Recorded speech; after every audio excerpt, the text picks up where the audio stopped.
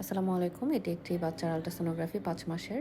এখানে যেটা আমি দেখাচ্ছি বাচ্চার যে কাঁধ বা নেক রিজিয়নের জাস্ট নিচে অসংখ্য ছোট, ছোট থলি এবং বাচ্চার লাংস দেখুন লাংসের ভিতরে কিন্তু কালো, কালো অংশটুকু যেটা দেখা যাচ্ছে সেটা পানি।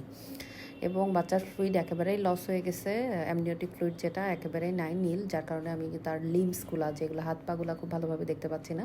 কিন্তু আমি এই বাচ্চাটি যখন আমার কাছে এসছে তখন কিন্তু তার কার্ডিয়াক পালসেশন অলরেডি অ্যাবসেন্ট, মানে বাচ্চাটা কিন্তু পেটের মধ্যে মারা গিয়েছিল।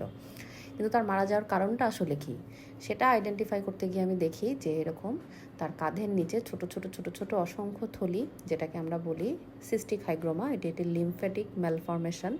সাথে তার আরও কিছু অ্যাবনর্মালিটিস আছে, তার স্কিনটা থিকেন্ড হয়ে গেছে, হ্যাঁ, তার লাংসে পানি আছে, মানে মাল্টিপল তার ক্রোমোজোমাল অ্যাবনর্মালিটিস আছে।